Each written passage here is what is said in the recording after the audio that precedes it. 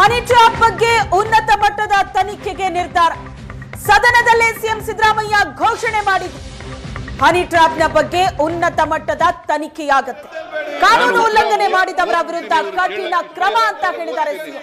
Sir, ನಿಮ್ಮ ಕುರ್ಚಿಗೆ ಸಮಸ್ಯೆ ಆಗಿರೋದು ಪಾಪ ಅವ್ನು ಕಾಪಾಡಿ, ರಾಜಣ್ಣನ್ ಕಾಪಾಡಿ, ಉನ್ನತ ಮಟ್ಟದ ತನಿಖೆ ಮಾಡಿಸ್ತೀವಿ ಅಂದ್ಮೇಲೆ ಬೇಕಾಗಿರೋದು ಯಾವ ಉನ್ನತ ಮಟ್ಟ ಏನು ಆಗಲ್ಲ ಅಂತ ನಿಮ್ ಸಲಹೆನೂ ಗಮನದಲ್ಲಿ ಇಟ್ಟುಕೊಂಡು ಉನ್ನತ ಮಟ್ಟದ ನಾನು ಪರಮೇಶ್ವರ್ ಅವರು ಮಾತಾಡಿ ಗೃಹ ಸಚಿವರ ಜೊತೆ ಮಾತಾಡಿ ತನಿಖೆ ಮಾಡಿಸ್ತೀವಿ. ಮಾನ್ಯ ಅಧ್ಯಕ್ಷರೇ, ಬಜೆಟ್ ಮೇಲಿನ ವಿರೋಧ ಪಕ್ಷದವರ ಮಾತುಗಳನ್ನು ಕೇಳಿದ್ದೇನೆ ಮತ್ತು ಓದಿದ್ದೇನೆ. ಅನೇಕರು ಬಜೆಟ್ ಅನ್ನು ಅಧ್ಯಯನ ಮಾಡಲು ಪ್ರಯತ್ನಿಸುತ್ತಿದ್ದಾರೆ, ಒಳ್ಳೆಯ ಪ್ರಯತ್ನ ಮಾಡಿದ್ದಾರೆ. ಅವರೆಲ್ಲರನ್ನೂ ಅಭಿನಂದಿಸುತ್ತೇನೆ. ಮಾನ್ಯ ಅಧ್ಯಕ್ಷರೇ, ಸುಮಾರು ಈ ಸದನದ 80 ಜನ ಮಾನ್ಯ ಸದಸ್ಯರು ಚರ್ಚೆನಲ್ಲಿ ಭಾಗವಹಿಸಿದ್ದಾರೆ. ನಾನು ನಿಮಗೆ ಧನ್ಯವಾದಗಳನ್ನು ಮೊದಲು ಹೇಳಲಿಕ್ಕೆ ಬಯಸ್ತಾ ಇದ್ದೀನಿ. ಅಂತಂದ್ರೆ ಎಲ್ಲ ಹೊಸಬರಿಗೂ ಕೂಡ ಅವಕಾಶಗಳನ್ನು ಕೊಟ್ಟಿದ್ದೀನಿ. ಅವರವರ ಅಭಿಪ್ರಾಯಗಳನ್ನು ಹೇಳಿದ್ದಾರೆ, ಅವರ ಕಾನ್ಸ್ಟಿಟ್ಯೂನ್ಸಿ ಸಮಸ್ಯೆಗಳನ್ನು ಹೇಳಿದ್ದಾರೆ, ಬಜೆಟ್ ಮೇಲೆ ಬೆಳಕನ್ನು ಚೆಲ್ತಕ್ಕಂಥ ಪ್ರಯತ್ನವನ್ನು ಮಾಡಿದ್ದಾರೆ. ಅವ್ರಿಗೆಲ್ರಿಗೂ ಧನ್ಯವಾದಗಳನ್ನು ಹೇಳಲಿಕ್ಕೆ ಬಯಸ್ತಾ ಇದ್ದಾರೆ. ನೀವು ನಿಮ್ಮ ಮಾತು ಕೇಳಲ್ಲ, ಹೇಳ್ರಿ ಬಾಗ್ಲಿ, ಕೇಳಲ್ರಿ, ಕೇಳಲ್ಲ. ಸದನದಲ್ಲಿ ನಾನು ಗಮನಿಸಿದ ಹಾಗೆ 4-5 ವಿಚಾರಗಳನ್ನು ಪ್ರಮುಖವಾಗಿ ಇಟ್ಟುಕೊಂಡು ಚರ್ಚಿಸಲಾಗಿದೆ. ಮುಖ್ಯವಾಗಿ ರಾಜ್ಯದ ಸಾಲ ಹಾಗೂ ಆರ್ಥಿಕ ಪರಿಸ್ಥಿತಿ, ಗ್ಯಾರಂಟಿ ಯೋಜನೆ 2 ಗ್ಯಾರಂಟಿ ಯೋಜನೆಗಳು, 3 SCP ಮತ್ತು TSP ವಿಚಾರ, ಮುಸ್ಲಿಂ ಸಮುದಾಯಕ್ಕೆ ಗುತ್ತಿಗೆಯಲ್ಲಿ ಮೀಸಲಾತಿ, ಕ್ಷೇತ್ರಗಳ ಅಭಿವೃದ್ಧಿ ಅನುದಾನ ಹಾಗೂ ಪ್ರದೇಶವಾರು ಅಭಿವೃದ್ಧಿ ಕುರಿತಂತೆ ಚರ್ಚಿಸಲಾಗಿದೆ. ನಾನು ರಾಜ್ಯಪಾಲರ ಭಾಷಣದ ಮೇಲೆ ನಡೆದ ಚರ್ಚೆಗಳಿಗೆ ಉತ್ತರ ಕೊಡುವಾಗ SCP ಮತ್ತು TSP ಅನುದಾನಗಳು, ಗ್ಯಾರಂಟಿ ಯೋಜನೆಗಳು ಮುಂತಾದ ವಿಚಾರಗಳ ಕುರಿತು ದೀರ್ಘವಾಗಿ ಉತ್ತರ ಕೊಟ್ಟಿದ್ದೇನೆ. ಹಾಗಾಗಿ ಅವುಗಳಿಗೆ ಕಡಿಮೆ ಸಮಯ ಮೀಸಲಿಟ್ಟು ಉಳಿದ ವಿಚಾರಗಳಿಗೆ ತುಸು ಹೆಚ್ಚು ಸಮಯ ಕೊಟ್ಟು ಇಂದು ಉತ್ತರ ನೀಡುತ್ತಿದ್ದೇನೆ. ನಮ್ಮ ಬಜೆಟ್ ಬಗ್ಗೆ ವಿರೋಧ ಪಕ್ಷದವರು ಏನೆಂದರು, ಆಡಳಿತ ಪಕ್ಷದವರು ಏನೆಂದರು ಹಾಗೂ ಉಳಿದೆಲ್ಲ ಜನಪ್ರತಿನಿಧಿಗಳು ಪ್ರಕ್ರಿಯೆ ಹೇಗಿತ್ತು ಎನ್ನುವುದು ಒಂದು ಆಯಾಮ. ಅದಕ್ಕೆ ಈ ಸದನ ಸಾಕ್ಷಿಯಾಗಿದೆ. ಸದನದ ದಾಖಲೆಗಳಲ್ಲಿ ಇದೆ. ಎರಡನೇದಾಗಿ, ನಮ್ಮ ಬಜೆಟ್ ಅನ್ನು ಈ ಬಾರಿ ಮಾಧ್ಯಮಗಳು ಅಭೂತಪೂರ್ವವಾಗಿ ಸ್ವಾಗತಿಸಿವೆ, ಶ್ಲಾಘನೆ ಮಾಡಿವೆ, ವಿಶ್ಲೇಷಣೆಗಳನ್ನು ಬರೆದಿವೆ. ನಮ್ಮ ಬಜೆಟ್ ಅನ್ನು ಅರ್ಥ ಮಾಡಿಕೊಂಡು ಜನರಿಗೆ ತಲುಪಿಸಿದ್ದಕ್ಕಾಗಿ ಮಾಧ್ಯಮಗಳನ್ನು ಅಭಿನಂದಿಸುತ್ತೇನೆ. ನಮ್ಮಿಬ್ಬರನ್ನು ಹೊರತುಪಡಿಸಿ ನಾಡಿನ ವಿವಿಧ ವಲಯಗಳ ಜನರು ಹೇಗೆ ಪ್ರತಿಕ್ರಿಯಿಸಿದ್ದಾರೆ ಎಂಬುದನ್ನು ಗಮನಿಸಬೇಕಾಗಿದೆ. ಕೆಲವು ಉದಾಹರಣೆಗಳನ್ನು ನೀಡಬಯಸುತ್ತೇನೆ. ಹಾಗೆ ಮಾಡಬೇಕಾದದ್ದು ನನ್ನ ಕರ್ತವ್ಯ. ಬೇರೆಯವರು ಮಾಧ್ಯಮಗಳಲ್ಲದೆ, ಸದಸ್ಯರಲ್ಲದೆ, ಬೇರೆಯವರು ಮಾತನಾಡಿದಂಥವ್ರು ಅಲ್ಲದೆ, ಬೇರೆಯವರು ಹೊರಗಡೆ ಇರ್ತಕ್ಕಂಥವ್ರು, ಸದನದ ಹೊರಗಡೆ ಇರ್ತಕ್ಕಂಥವ್ರು ಏನು ಅಭಿಪ್ರಾಯಗಳನ್ನು ವ್ಯಕ್ತ ಮಾಡಿದ್ದಾರೆ ಅಂತಕ್ಕಂಥದ್ದನ್ನು ಕೂಡ ಸದನದ ಗಮನಕ್ಕೆ ತರಲಿಕ್ಕೆ ಬಯಸ್ತಾ ಇದ್ದೇನೆ. FKCCI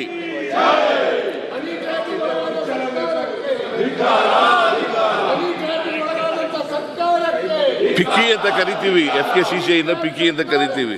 federation of Karnataka chambers of commerce and industries, Karnataka ವಾಣಿಜ್ಯ ಮತ್ತು ಕೈಗಾರಿಕಾ ಮಹಾಸಂಸ್ಥೆ. FKCCIನ ಅಧ್ಯಕ್ಷರಾದ MG ಬಾಲಕೃಷ್ಣ ಅವರು ಪ್ರಗತಿಗೆ ಪ್ರಾಯೋಗಿಕ ನೀಲಿ ನಕ್ಷೆ, ಇದು ಸಮತೋಲಿತ ಪ್ರಾದೇಶಿಕ ಅಭಿವೃದ್ಧಿಗೆ ಬಜೆಟ್ ಎಂದಿದ್ದಾರೆ.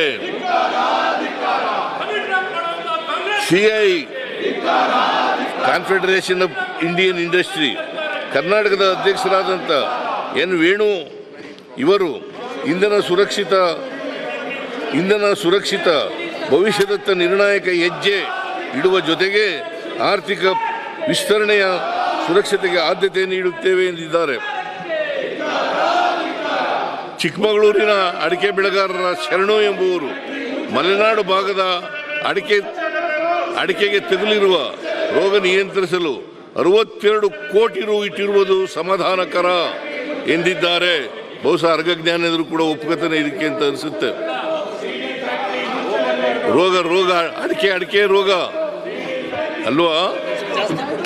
ಇನ್ನೂ 62, ಇನ್ನೂ ಜಾಸ್ತಿ ಬೇಕಾದ್ರೆ ನೀವು ಕೇಳಕ್ ತಯಾರಾಗಿದ್ರೆ ಎಲ್ಲನೂ ಹೇಳ್ತಿದ್ದೆ. ವನ್ಯಜೀವಿ ತಜ್ಞರಾದಂಥ ಸಂಜಯ್ ಗುಬ್ಬಿಯವರು ಮಾನವ ವನ್ಯಜೀವಿ ಸಂಘರ್ಷಕ್ಕೆ ಹೆಚ್ಚು ಆರ್ಥಿಕ ಒತ್ತು ಕೊಟ್ಟಿರುವುದು ಉತ್ತಮ ವಿಚಾರ ಎಂದಿದ್ದಾರೆ. ಅರ್ಚಕರ ಸಂಘದ KSN ದೀಕ್ಷಿತ್ ಅವರು ಅರ್ಚಕರಿಗೆ ಸಂತಸ ತಂದ ಬಜೆಟ್ ಎಂದಿದ್ದಾರೆ.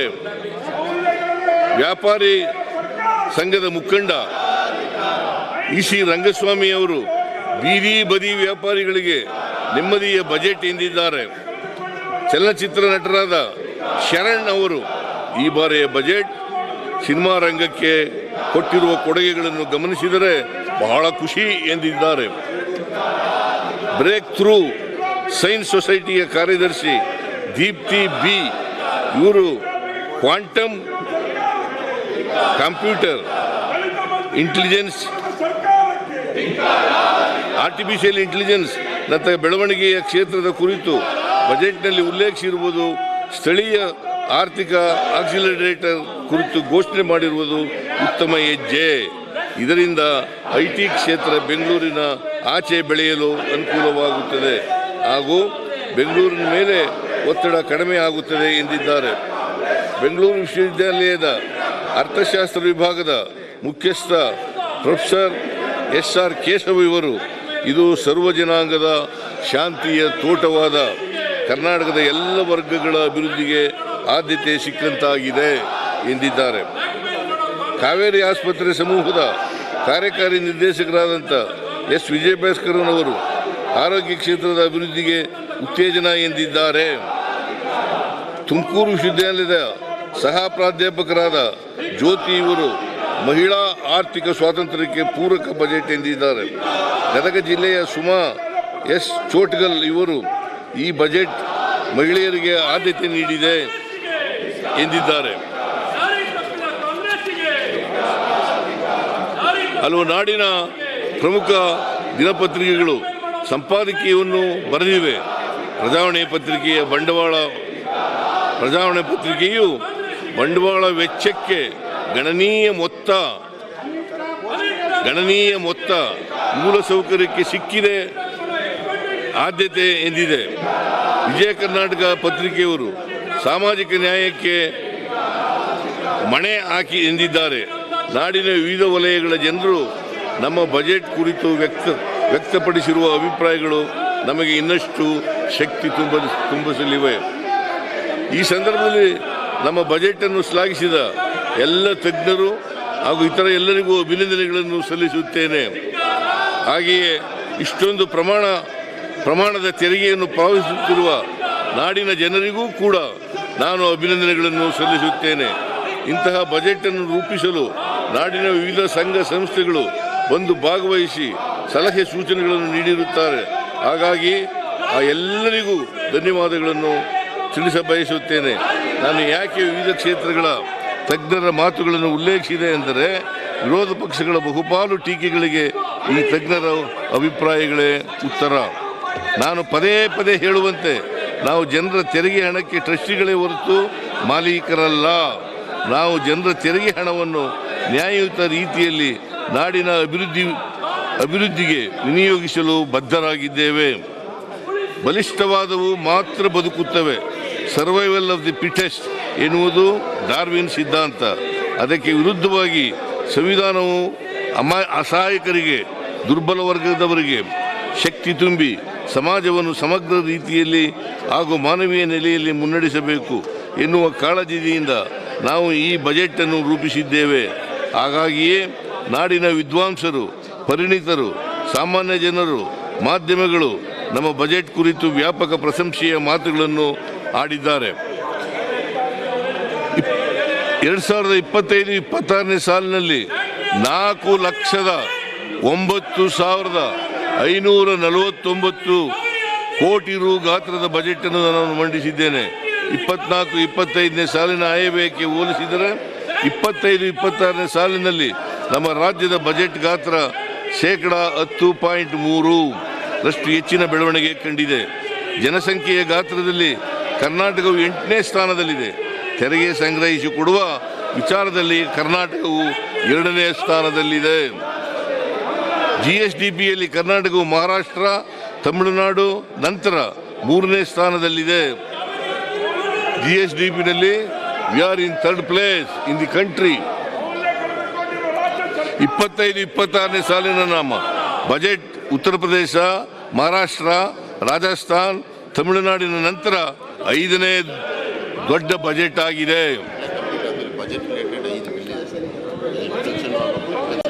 ಇದೇ ಸಂದರ್ಭದಲ್ಲಿ 2025-26ನೇ ಸಾಲಿಗೆ ಸಂಬಂಧಿಸಿದಂತೆ ಕೇಂದ್ರದ ಹಣಕಾಸು ಸಚಿವರಾದಂಥ ನಿರ್ಮಲಾ ಸೀತಾರಾಮನ್ ಅವರು ಮಂಡಿಸಿರುವ ಬಜೆಟ್ ಗಾತ್ರ 50,65,00,000.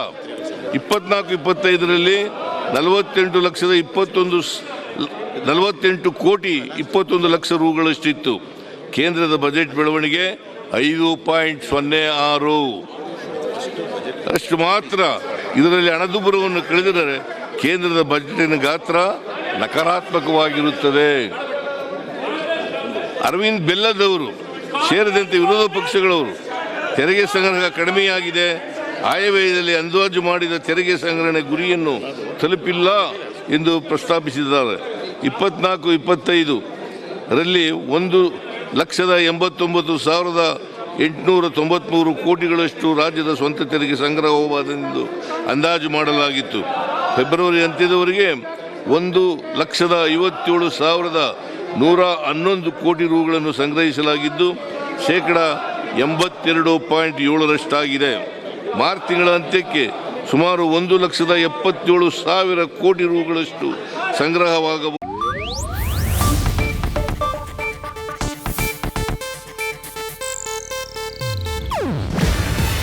ಇದು ಏಷ್ಯಾನೆಟ್ ನ್ಯೂಸ್ ನೆಟ್ವರ್ಕ್ ಪ್ರಸ್ತುತಿ. ನೀವು ನೋಡ್ತಿದ್ದೀರಾ ಏಷ್ಯಾನೆಟ್ ಸುವರ್ಣ ನ್ಯೂಸ್.